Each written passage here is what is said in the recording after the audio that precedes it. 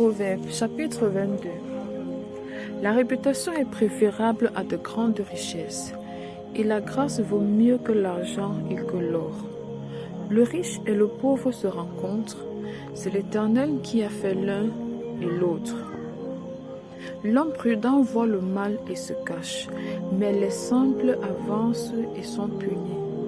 Le fruit de l'humilité, de la crainte de l'Éternel, c'est la richesse, la gloire et la vie. Les épines des pièges sont sur la voie de l'homme pervers.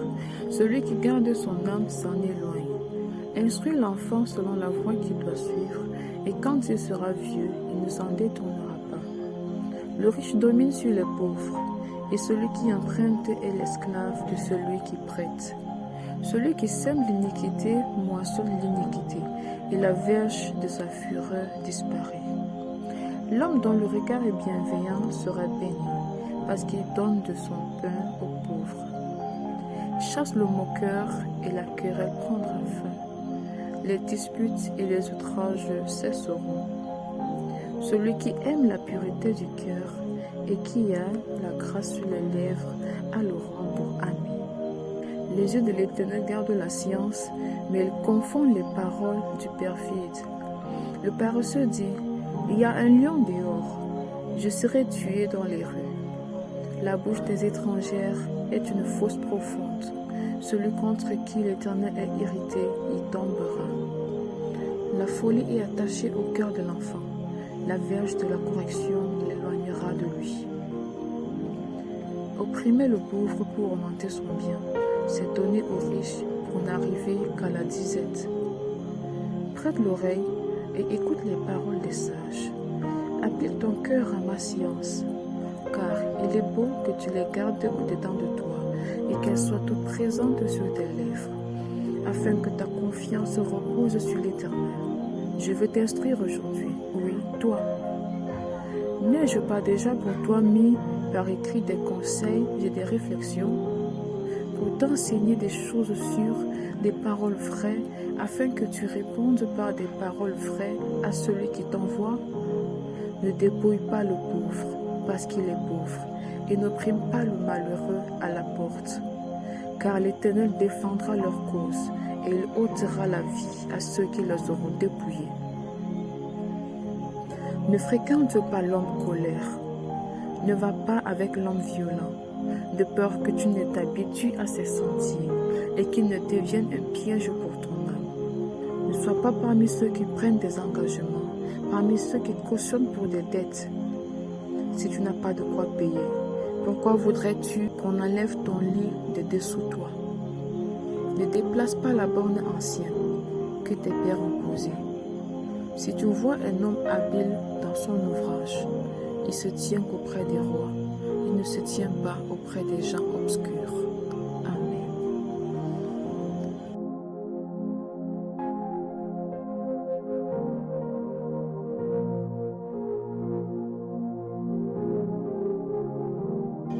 Évangile de Jésus-Christ selon Luc, chapitre 22. La fête des pains sans levain, appelée la Pâque, approchait. Les principaux sacrificateurs et les scribes cherchaient les moyens de faire mourir Jésus, car ils craignaient le peuple. Or, Satan entra dans Judas, surnommé Iscario, qui était du nombre des 12. Et Judas alla s'entendre avec les principaux sacrificateurs et les chefs des gardes sur la manière de le leur livrer. Ils furent dans la joie et ils convinrent de lui donner de l'argent. Après s'être engagés, ils cherchaient une occasion favorable pour leur livrer Jésus à l'insu de la foule. Le jour des pains sans levain où l'on devait immoler la Pâque arriva. Et Jésus envoya Pierre et Jean en disant: allez nous préparer la Pâque, afin que nous la mangions. Ils lui dirent: où veux-tu que nous la préparions? Il leur répondit: voici, quand vous serez entrés dans la ville, vous rencontrerez un homme portant une cruche d'eau. Suivez-le dans la maison où il entrera, et vous direz au maître de la maison: le maître te dit, où est le lieu où je mangerai la Pâque avec mes disciples? Et il vous montrera une grande chambre haute, meublée. C'est là que vous préparerez la Pâque. Ils partirent et trouvèrent les choses comme il le leur avait dit, et ils préparèrent la Pâque. L'heure étant venue, il se mit à table, et les apôtres avec lui. Il leur dit, « J'ai désiré vivement manger cette Pâque avec vous, avant de souffrir. Car, je vous le dis, je ne la mangerai plus, jusqu'à ce qu'elle soit accomplie dans le royaume de Dieu. » Et ayant pris une coupe et rendu grâce, il dit, « Prenez cette coupe, et distribuez-la entre vous. Car, je vous le dis, je ne boirai plus désormais du fruit de la vigne, jusqu'à ce que le royaume de Dieu soit venu. » Ensuite, il prit du vin, et, après avoir rendu grâce, il le rompit et le leur donna en disant, « Ceci est mon corps, qui est donné pour vous. Faites ceci en mémoire de moi. » Il prit de même la coupe, après le souper, et la leur donna en disant, « Cette coupe est la nouvelle alliance en mon sang, qui est répandue pour vous. Cependant, voici, la main de celui qui me livre est avec moi à cette table. Le Fils de l'homme s'en va selon ce qui est écrit, mais malheur à l'homme par qui il est livré. » Et ils commencèrent à se demander les uns aux autres qui était celui d'entre eux qui ferait cela. Il s'éleva aussi parmi les apôtres une contestation, lequel d'entre eux devait être estimé le plus grand. Jésus leur dit, « Les rois des nations les maîtrisent, et ceux qui les dominent sont appelés bienfaiteurs. Qu'il n'en soit pas de même pour vous, mais que le plus grand parmi vous soit comme le plus petit, et celui qui gouverne comme celui qui sert. Car, quel est le plus grand, celui qui est à table ou celui qui sert? N'est-ce pas celui qui est à table?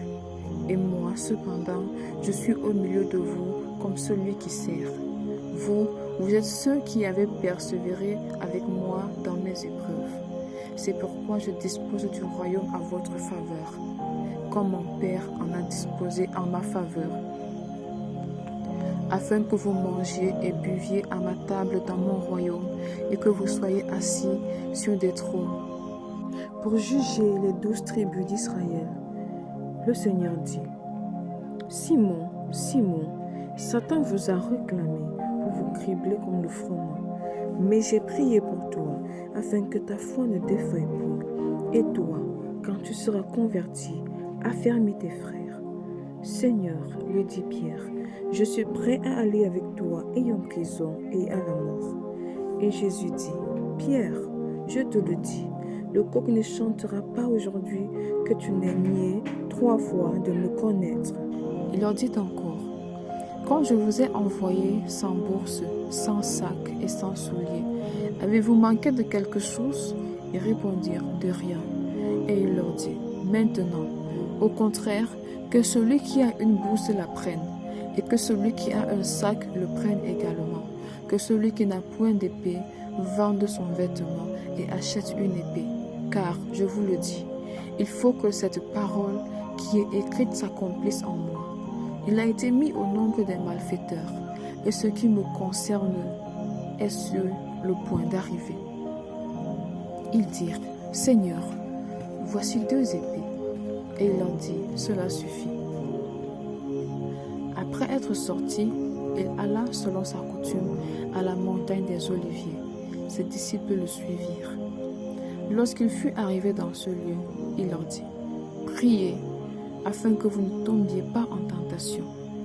Puis il s'éloigna d'eux à la distance d'environ un jet de pierre, et s'étant mis à genoux, il pria, disant, Père, si tu voulais éloigner de moi cette coupe, toutefois, que ma volonté ne se fasse pas, mais la tienne. Alors un ange lui apparut du ciel pour le fortifier. Étant en agonie, il priait plus instamment, et sa sueur devint comme des grumeaux de sang qui tombaient à terre. Après avoir prié, il se leva et vint vers les disciples qu'il trouva endormis de tristesse. Et il leur dit, pourquoi dormez-vous? Levez-vous et priez, afin que vous ne tombiez pas en tentation. Comme il parlait encore, voici, une foule arriva, et celui qui s'appelait Judas, l'un des 12, marchait devant elle. Il s'approcha de Jésus, pour le baiser. Et Jésus lui dit, Judas, c'est par un baiser que tu livres le Fils de l'homme. Ceux qui étaient avec Jésus, voyant ce qui allait arriver, dirent, Seigneur, frapperons-nous de l'épée? Et l'un d'eux frappa le serviteur du souverain sacrificateur et lui emporta l'oreille droite.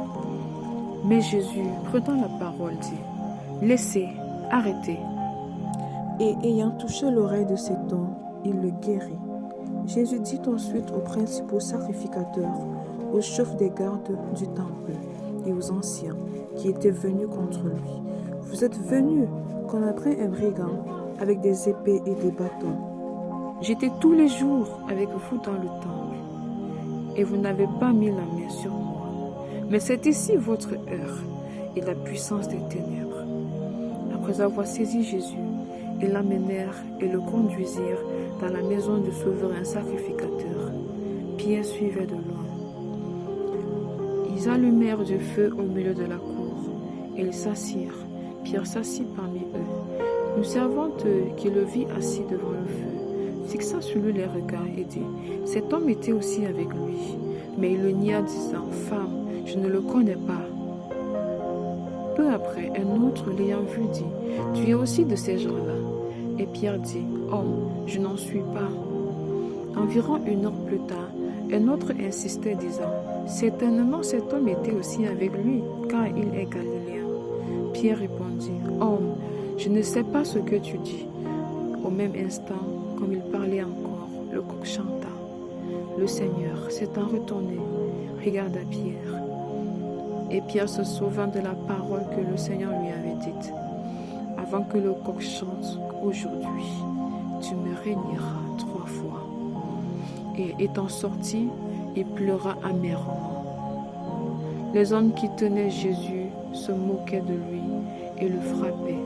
Ils lui voilèrent le visage et l'interrogeaient en disant, « Devine qui t'a frappé. »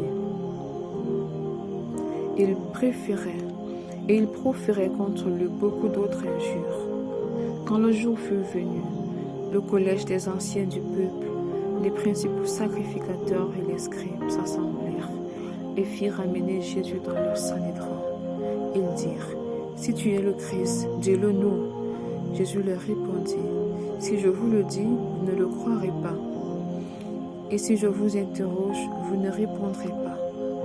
Désormais, le Fils de l'homme sera assis à la droite de la puissance de Dieu. » Tous dirent, « Tu es donc le Fils de Dieu ?» Et il leur répondit, « Vous le dites, je le suis. » Alors ils dirent, « Qu'avons-nous encore besoin de témoignages? Nous l'avons entendu nous-mêmes de sa bouche. »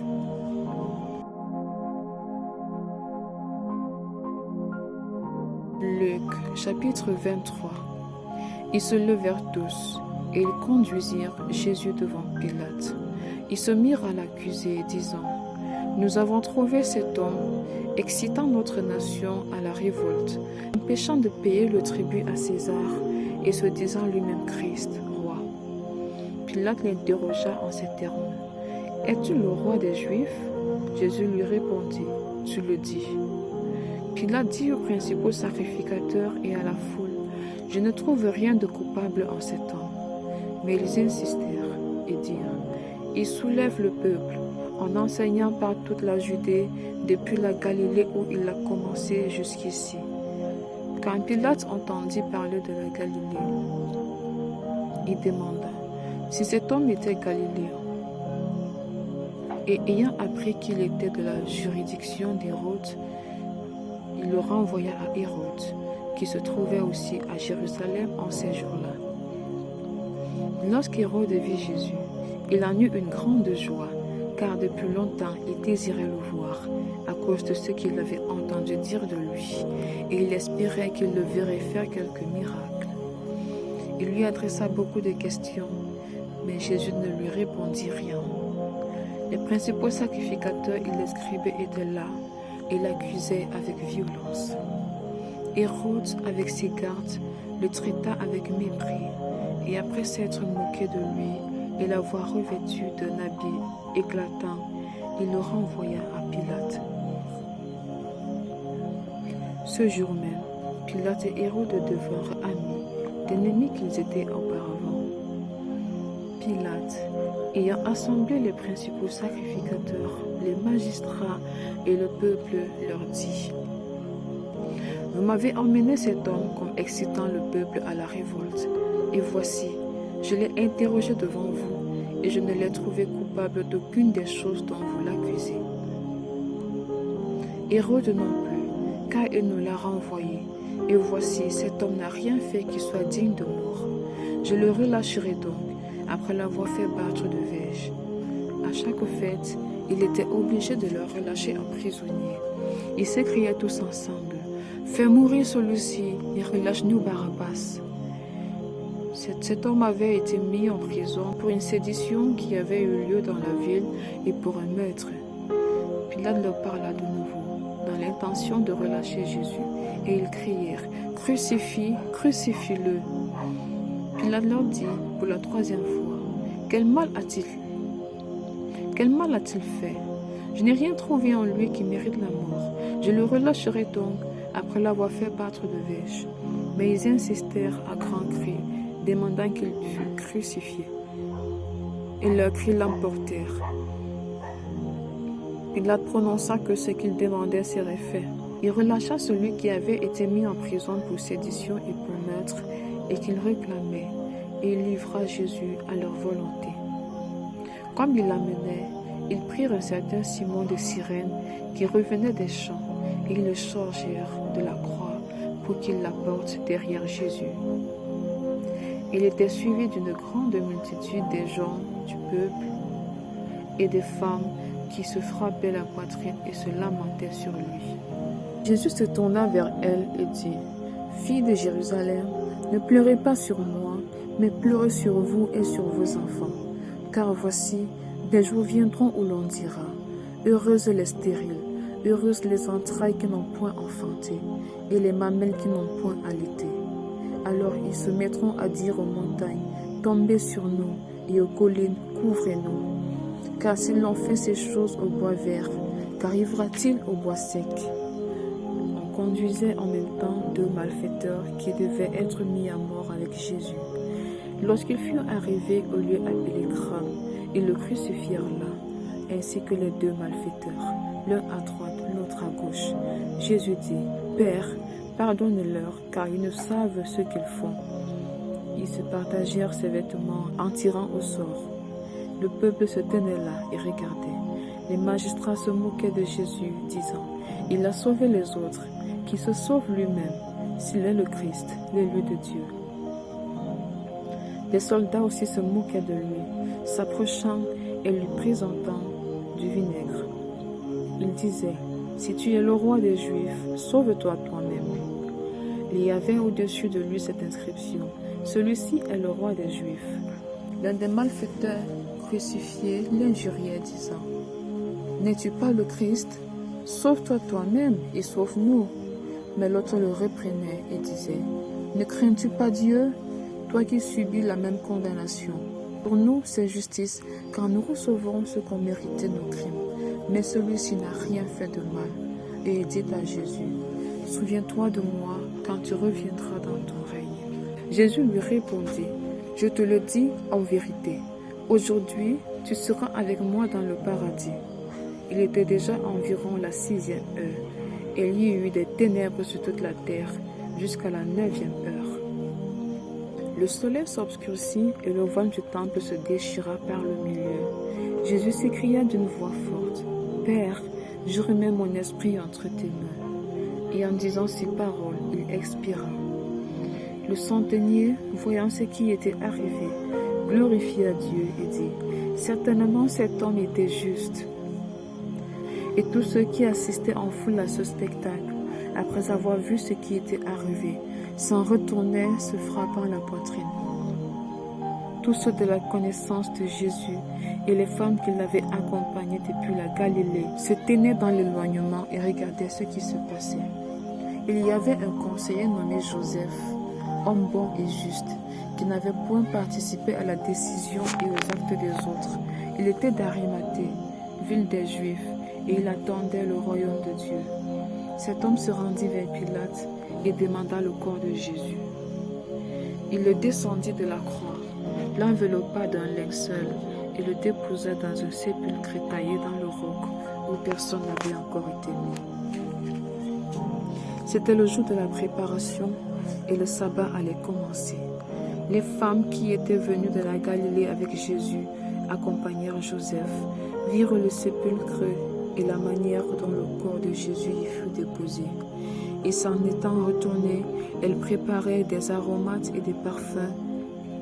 Puis elles se reposèrent le jour du sabbat selon la loi.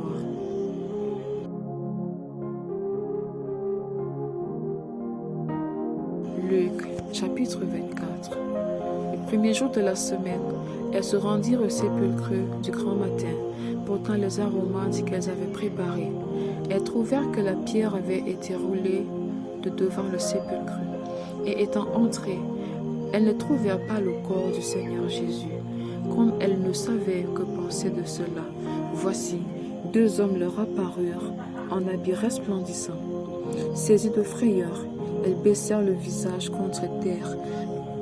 Mais il leur dit, « Pourquoi cherchez-vous parmi les morts celui qui est vivant? Il n'est point ici, mais il est ressuscité.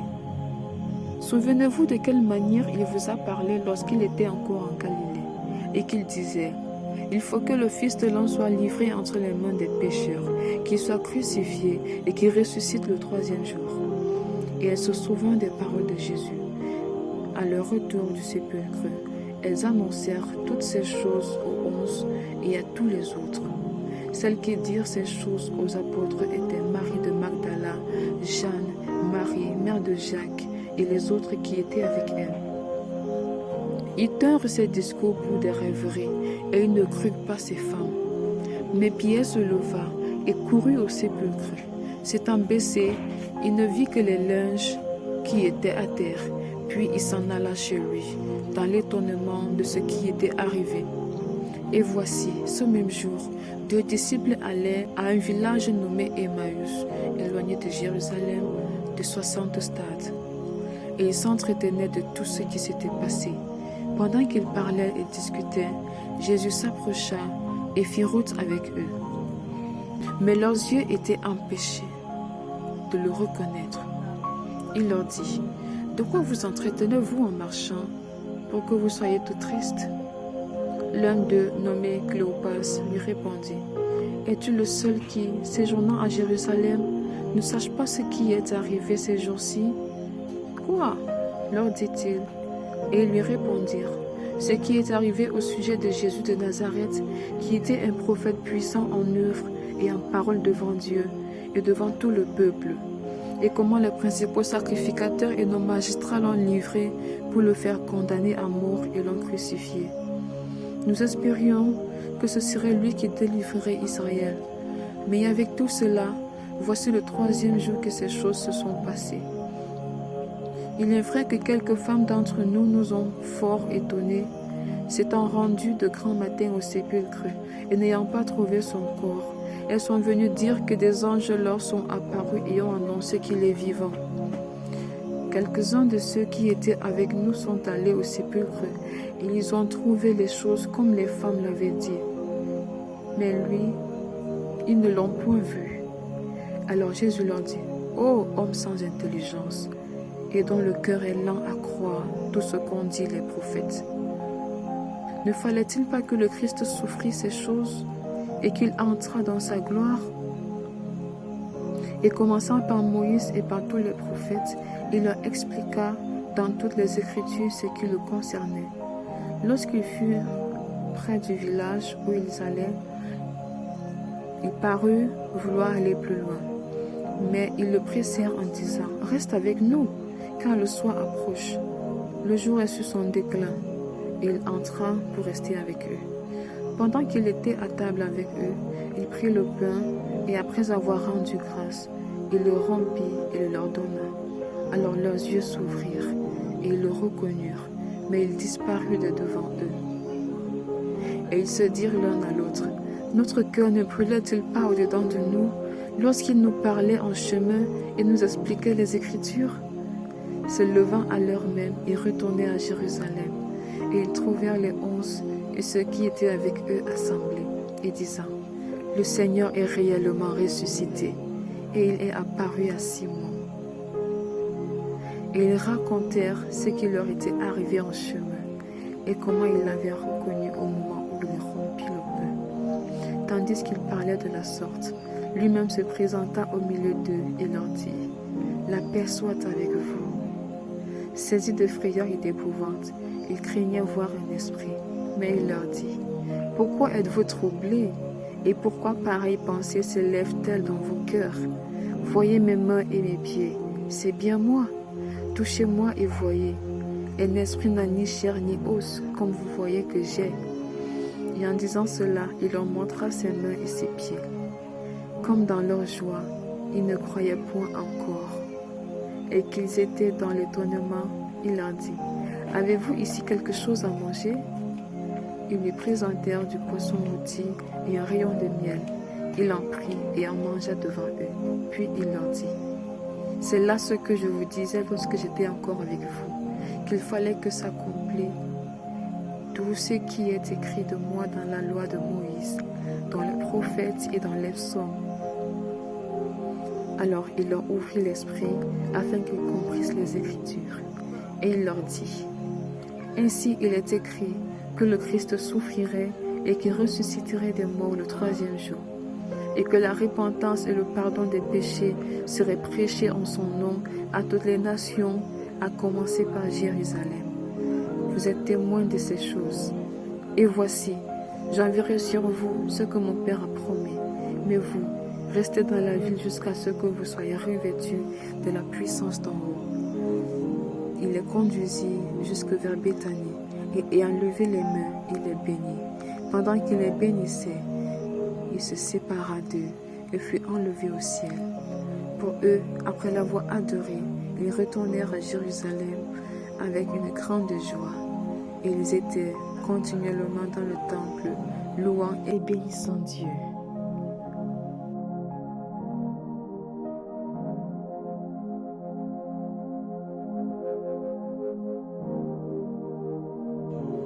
Psaume chapitre 52.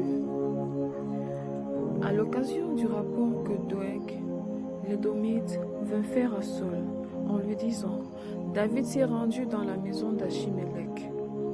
Pourquoi te glorifies-tu de ta méchanceté, tyran? La bonté de Dieu subsiste toujours. Ta langue n'invente que malice, comme un rasoir affilé, fourbe que tu es. Tu aimes le mal plutôt que le bien, le mensonge plutôt que la droiture. Tu aimes toutes les paroles de destruction, langue trompeuse. Aussi Dieu t'abattra pour toujours. Il te saisira et t'enlèvera de ta tente. Il te déracinera de la maison des vivants. Les justes le verront et auront de la crainte, et ils feront de lui le sujet de leur moquerie. Voilà l'homme qui ne prenait point Dieu pour protecteur, mais qui se confiait en ses grandes richesses et qui triomphait dans sa malice. Et moi, je suis dans la maison de Dieu comme un olivier verdoyant. Je me confie dans la bonté de Dieu éternellement et à jamais. Je te louerai toujours parce que tu as agi, et je veux espérer en ton nom, parce qu'il est favorable en présence de tes fidèles.